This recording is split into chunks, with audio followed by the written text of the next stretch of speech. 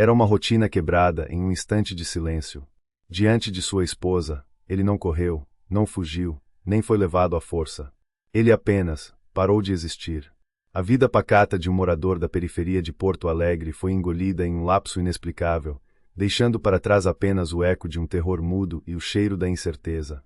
4 horas. A agonia cronometrada da família. 4 horas de pânico, de buscas desesperadas, de telefonemas para o nada. O desespero atingiu o ápice quando o fenômeno se inverteu. Ele retornou ao mesmo local, confuso e desorientado, um fantasma do homem que se foi. Mas o reaparecimento era infinitamente mais aterrorizante que o sumiço. O homem carregava consigo marcas que não existiam antes, estranhas cicatrizes geométricas e queimaduras superficiais, dispostas em padrões que desafiavam a lógica e a medicina. Seu olhar estava distante, e sua mente era um branco total sobre o período perdido. Onde esteve? O que viu? Ele não possuía respostas, apenas os vestígios frios e codificados impressos em sua pele.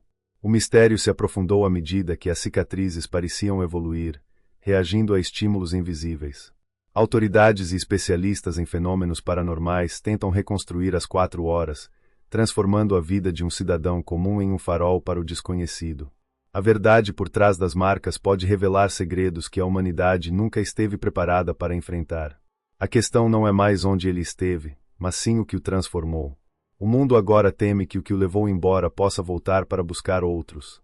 Do outro lado do vidro espesso, Laura Mendes Fortes, de 33 anos, segurava firme uma xícara de café matinal, esquecida e fria, a última referência material daquela manhã mundana de julho de 2024, antes de seu marido simplesmente se dissolver no ar. A determinação em seus olhos castanhos competia com a angústia evidente. 4 horas, exatas 4 horas, de terror absoluto, culminaram em um retorno que era uma afronta à lógica. Na sala de observação adjacente, a tensão era palpável entre a lógica fria da polícia e a curiosidade científica.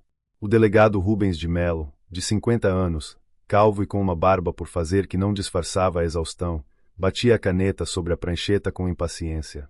Ele era o bastião do ceticismo, acostumado a lidar com a miséria humana, não com fenômenos de ficção científica. Estamos desperdiçando recursos valiosos nisso, doutora Valenca. O relatório médico-forense padrão 7 é inconclusivo. Sem traumas internos, sem toxinas conhecidas. É um caso de amnésia traumática com automutilação, talvez, resmungou Rubens, sem desviar os olhos do homem confinado. A doutora Elisa Barreto Valença, de 42 anos, especialista em padrões anomalos, ajustou os óculos finos e manteve sua postura acadêmica, analisando uma imagem ampliada projetada na tela. A imagem mostrava as cicatrizes geométricas evolutivas, dispostas no antebraço esquerdo de Gustavo. Delegado, estas não são marcas de automutilação, respondeu doutora Elisa, sua voz curta e prática. A precisão das linhas, a profundidade uniforme da queimadura superficial, a simetria. É como se tivessem usado um laser de altíssima precisão. Mais importante, elas não são estáticas. Os padrões eram complexos, triângulos aninhados em uma espiral que parecia desafiar o tecido biológico, todos em uma coloração vermelha intensa. A pele ao redor parecia ter sido cristalizada pela agressão térmica, mas sem a reação inflamatória esperada. Na última hora, medimos uma discreta variação eletrodérmica e térmica, concentrada exclusivamente nas marcas, continuou Elisa. Elas estão vivas de alguma forma. O homem é agora um enigma ambulante, e a ausência de memória é apenas a cereja do bolo. Precisamos de respostas concretas. O que o levou embora e o que diabos ele trouxe de volta? O delegado demandou. DRA.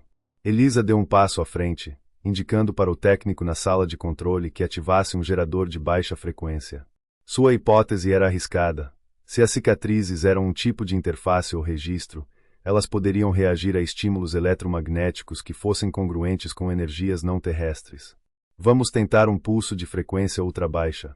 Se o que o transformou utiliza frequências que não detectamos, o tecido marcado deve ressonar, explicou Elisa, o tremor em suas mãos traindo sua excitação. Gustavo, imóvel até então, começou a tremer assim que o técnico confirmou o pulso. O bip suave do equipamento foi a única trilha sonora para o horror que se desenrolava. Laura apertou a xícara até os nós dos dedos ficarem brancos. As cicatrizes geométricas evolutivas, quietas até aquele momento, irromperam em um brilho azulado, fraco a princípio, mas rapidamente intensificando. Não era luz refletida, mas sim emitida do corpo de Gustavo. A espiral no braço começou a girar visualmente, movendo-se sob a pele como engrenagens líquidas.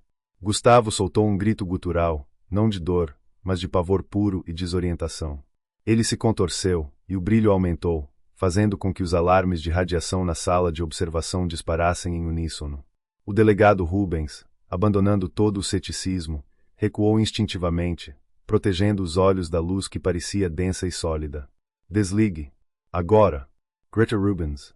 Quando o pulso foi interrompido, a luz desapareceu tão rápido quanto surgiu, deixando Gustavo ofegante e curvado, com as cicatrizes ainda mais proeminentes, agora pulsando com uma cor vermelha escura, quase vinho. O ar na sala parecia rarefeito.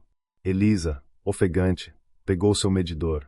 Variação da energia residual. Mais do que esperávamos. Não são apenas marcas, delegado. São receptors. Ou talvez, transmissores. O delegado Rubens cambaleava para trás, esbarrando na mesa de metal onde jaziam os instrumentos de medição. O cheiro de ozônio queimado preencheu a sala de observação, um rastro químico da luz azul intensa que acabará de irromper de Gustavo. A sirene de radiação, ensurdecedora, foi finalmente silenciada pelo técnico em pânico. Gustavo, o que vocês fizeram com ele? Ela gritou, a voz rouca e fina. Rubens, tossindo, retomou a compostura, embora seus olhos denunciassem que seu mundo cético havia acabado de ser pulverizado. Ele olhou para Elisa, que estava debruçada sobre o console de dados, ignorando a poeira de vidro e o cheiro metálico no ar. Elisa, o que foi aquilo? Que nível de energia detectamos? Demandou Rubens, sua voz agora embargada por uma autoridade vacilante. A doutora, Elisa, prática como sempre, não perdeu tempo com explicações emocionais. Ela apontou para o monitor que exibia os traços eletrodérmicos de Gustavo. Picos de energia gama na frequência ultrabaixa. O pulso funcionou além das minhas expectativas, disse Elisa, com a voz carregada de uma satisfação macabra. As cicatrizes reagiram. Mas o mais perturbador não é a energia que saiu, delegado. É o que ficou. Ela ampliou a imagem das cicatrizes geométricas evolutivas no braço de Gustavo. Onde antes havia linhas simétricas e definidas, agora o desenho parecia ter se complexificado, como se o padrão original tivesse recebido uma camada extra de informação. Os triângulos aninhados haviam se expandido sutilmente, e nas bordas das queimaduras superficiais, a pele tinha um brilho sutilmente metálico, quase iridescente. A reação eletromagnética acelerou um processo biológico anômalo. A energia não dissipou, foi absorvida, explicou Elisa, aproximando-se do vidro de observação. O tecido está se adaptando à frequência. Ele não é mais apenas um homem com marcas estranhas. Ele é o meio de comunicação. E a cada estímulo, a antena se torna mais forte. Gustavo permanecia curvado, mas agora ele não tremia. Ele levantou a cabeça lentamente, seus olhos encontrando os de Laura através do vidro. Não havia reconhecimento, apenas uma quietude aterrorizante. Então, ele fez algo que não havia feito desde o retorno. Ele tentou se mover com propósito. Ele levantou o braço direito, o que estava livre de cicatrizes visíveis, e começou a traçar no vidro embaçado uma série de linhas e pontos. Não eram palavras, nem letras conhecidas. Eram os mesmos símbolos geométricos que estavam gravados em seu antebraço. Ele está reproduzindo o padrão, exclamou o técnico. Laura engasgou, recuando.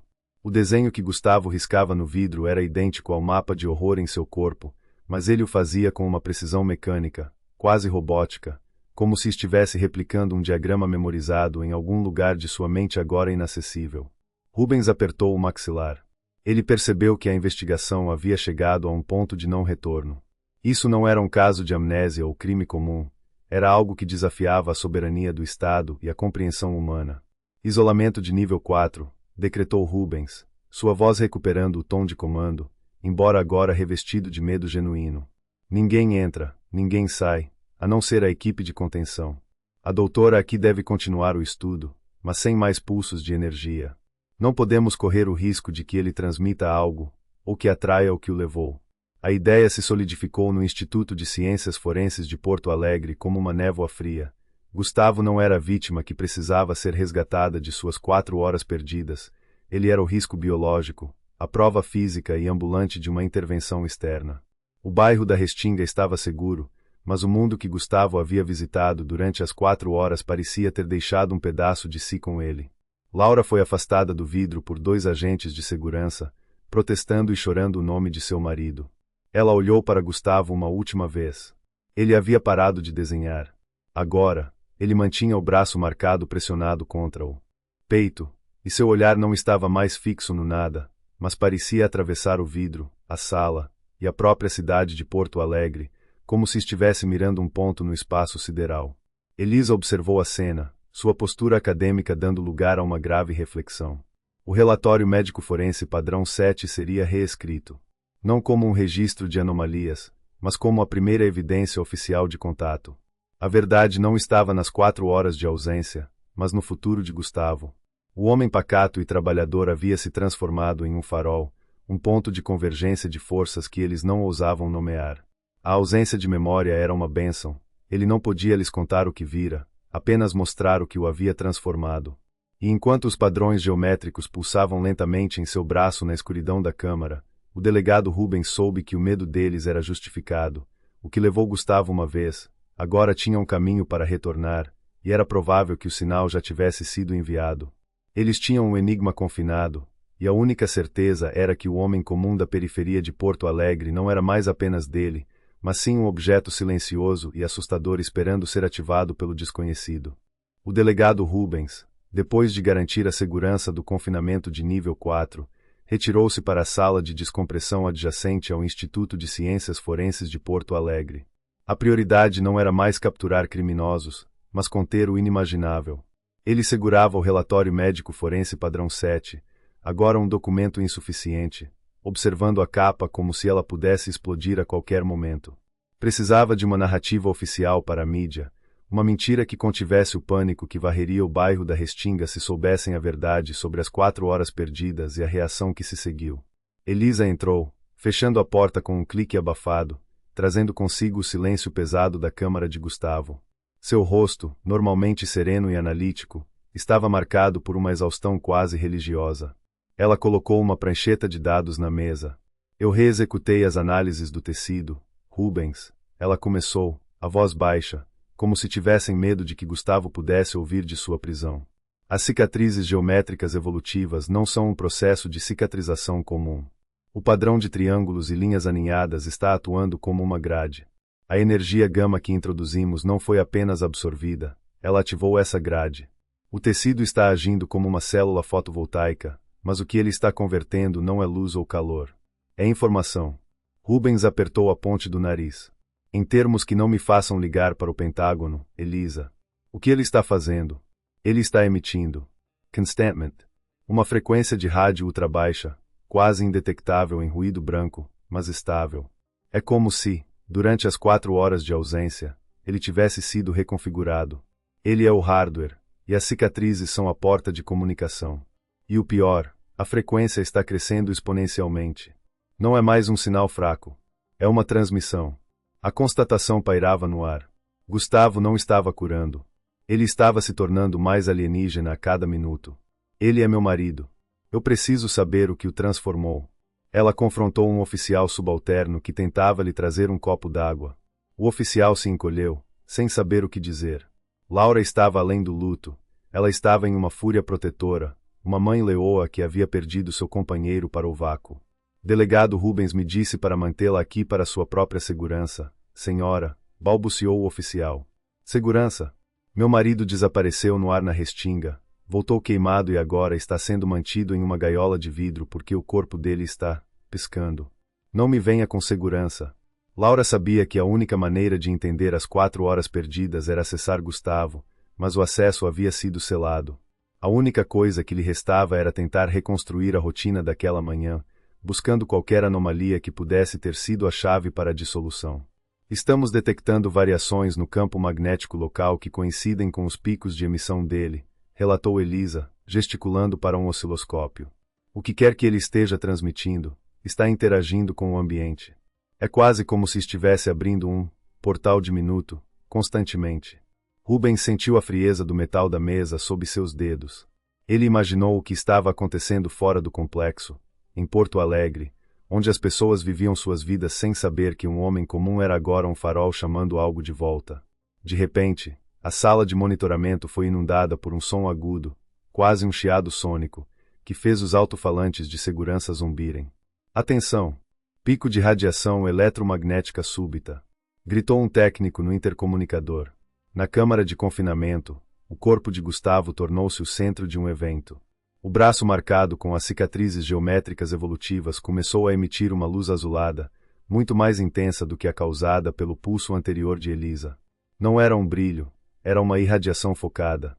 Gustavo não gritou ou se contorceu. Ele simplesmente levantou o braço lentamente, como se estivesse oferecendo a marcação. O padrão na pele começou a Viber-Fissicament. Em seguida, a luz azul projetou-se da cicatriz e atingiu a parede oposta da câmara. Por um milésimo de segundo, o reflexo não foi apenas luz, foi uma imagem. Não uma foto, mas um instantâneo distorcido, tridimensional, de um horizonte que não pertencia à Terra. Estruturas metálicas de formas impossíveis, angulares e orgânicas ao mesmo tempo, banhadas por uma luz avermelhada e doentia. O técnico engasgou. Alissa Cambelia para atrás, a pranqueira Kendo no Chao. Rubens fixou os olhos na imagem fugaz. A visão durou menos que um piscar, mas foi a prova irrefutável. Gustavo havia trazido um pedaço daquela realidade paralela de volta. E agora, ele a estava transmitindo. A luz se apagou, deixando Gustavo exausto, ofegante, mas as cicatrizes continuavam a pulsar com uma energia sutil, mas constante. Rubens sabia que a farsa das 4 horas perdidas havia terminado. Ele pegou o telefone criptografado. Preparem o isolamento biológico definitivo. O caso não é mais desaparecimento. É contenção, ele ordenou, sua voz firme, mas quebrada por dentro. O bairro da Restinga pode estar seguro, mas o que ele viu, isso não é um homem. É uma porta. O homem pacato da periferia havia desaparecido para sempre nas 4 horas. O que restava era um farol, um ponto de contato silencioso e aterrorizante. O relatório médico forense padrão 7 foi arquivado sob fenômenos inexplicáveis, risco nível alfa. A investigação não conseguiu desvendar o que o transformou, mas conseguiu isolar a transformação. Gustavo seria o segredo mais bem guardado de Porto Alegre, estudado em silêncio até que a humanidade estivesse pronta, se é que estaria, para entender o mapa gravado em sua pele. A verdade estava confinada, e o mundo girava, ignorante do sinal que era transmitido de dentro de uma câmara fria, chamando de volta o que o levou. Seu próximo passo é se inscrever e deixar o like para não perder nada.